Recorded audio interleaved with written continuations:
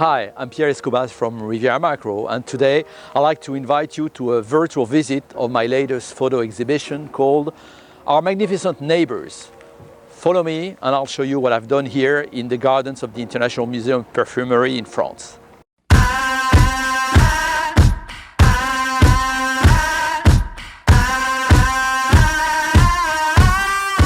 These gardens are a true heaven. They're meant primarily as a showcase for the perfume and fragrance industry. We're in the very heart of that industry here in France because all around this area there are a lot of companies that makes the aromas and fragrances that go into, for example, the high-end perfumes.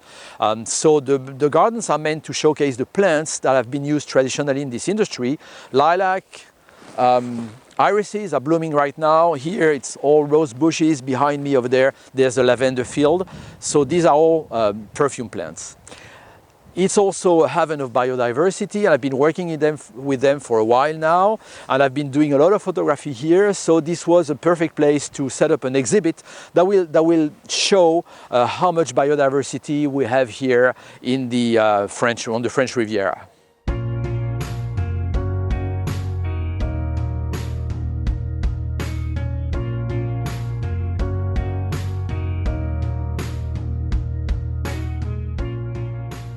So I've tried to organize the pictures in various installations throughout the gardens and try to integrate them into the flowers, the bushes, the trees, etc.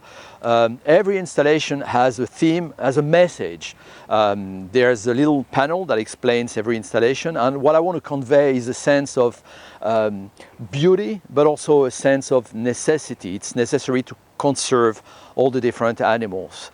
This first installation is about the animals that normally we don't like. There's a toad there, a fly here, gecko, grasses that we don't want normally in our gardens, etc. The message here is don't destroy those, don't kill the flies, don't kill the toads. Preserve them because they have a role in the ecosystem. They're very important. Every of these animals or plants has a role in the ecosystem.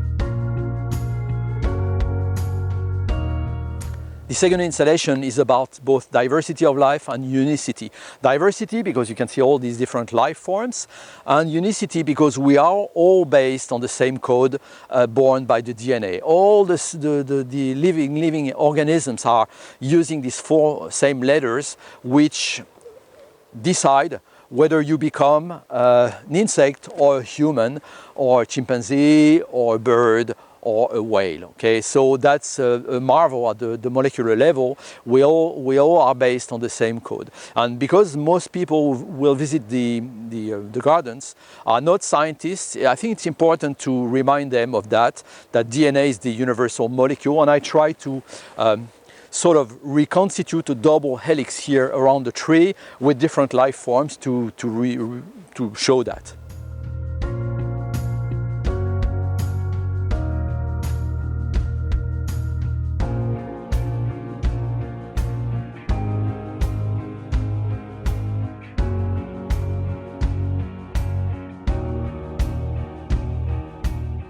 This is an installation I'm quite happy with. It's made of two groups of images, one here, one there, as you see, immersed in the flower bed, and it's about pollinators. The message here is that all insects are important for pollination, and by the way, not only insects.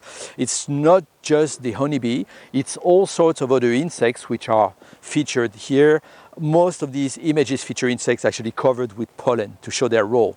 I want to emphasize that it's necessary to protect pollinators and give them food in your gardens, etc. So this is why I set up this in flower beds and with installation looking like these flower labels that you can find in the gardens actually all around me here.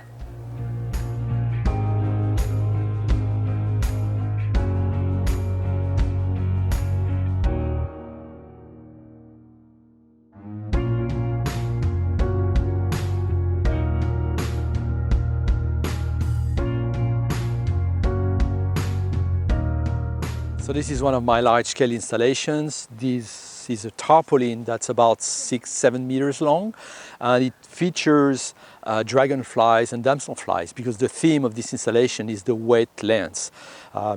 These animals represent wet areas because their life cycle, of course, is made partly in water. And I want to emphasize with this the importance of protecting wetlands. Just across the alley here, we have a small pond, which is full of dragonflies in summer. So it's a good area to talk about these insects. As you can see, it's now disappearing within the flowers. So that's good, it's well integrated. And I've decided to go large scale because it creates a sense of wonder that does not exist if you look at images that are a much smaller case. So these are all dragonflies that have been captured alive and shot alive in the field studio in surrounding area, and some of them actually here in these gardens.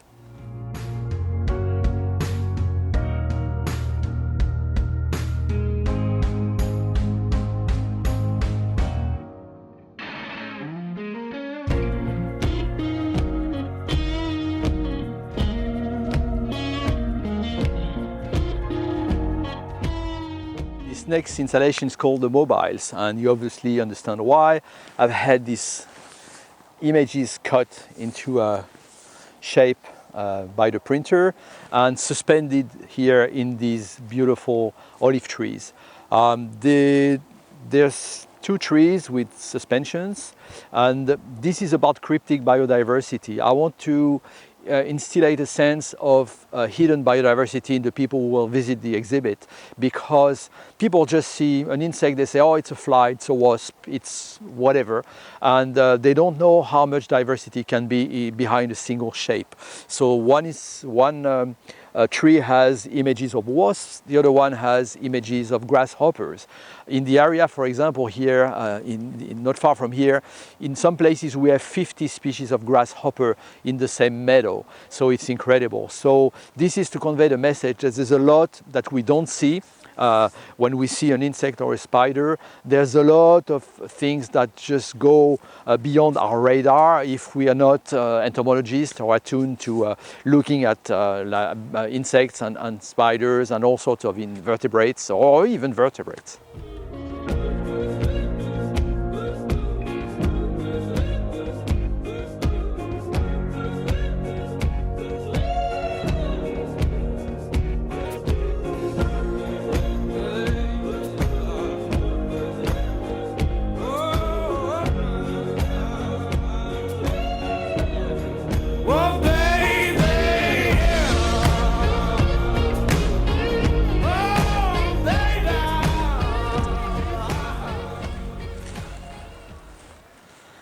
Now moving on to one of the large-scale installations. It's a 7-meter tarpaulin featuring our wild orchids, the local orchids.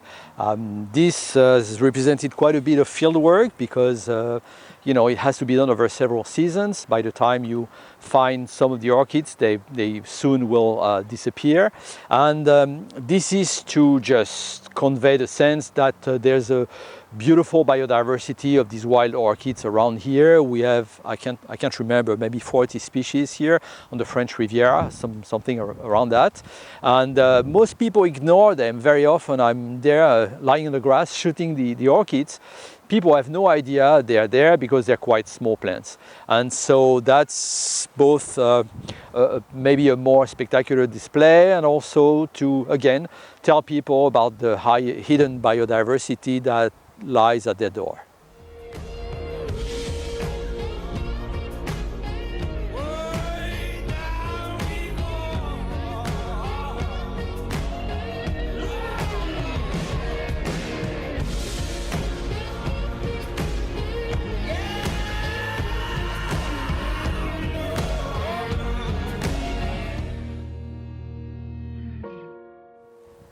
So I'll admit to a bit of mischief here. Why? Because we are at the crossroads between 2 alleys, and there's 4 tarpaulins like this, about 3 meters each, only featuring spiders. So I'm afraid that people who are really arachnophobic will have a fit when they come to this place. On the other hand, it's on purpose because I want to show, I love spiders and I want to show how beautiful those spiders can be. And also because most of the spiders here in our area are quite small, it's interesting to show them in large scale, such as here the jumping spiders seen here with a very high magnification. But all the other tarpaulins feature spiders that have bright colors, different body shapes, markings, etc. And the one here on my left has actually more than 120 images of different spiders, all in the same image. So the idea is to try and make people appreciate spiders, stop killing them, and appreciate their beauty, which often isn't seen because indeed they are too small.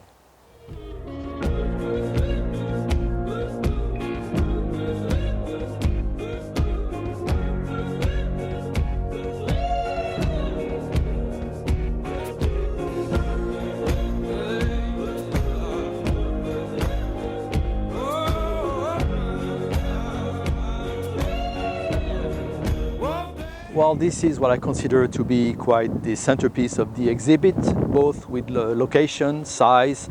It took a lot of work to build, and its purpose is more aesthetic than having a true message, although it's completely in line with the philosophy of the Meet Your Neighbors project. The idea behind the project is to show people how beautiful nature is, and being beautiful, we'll want to protect and preserve it.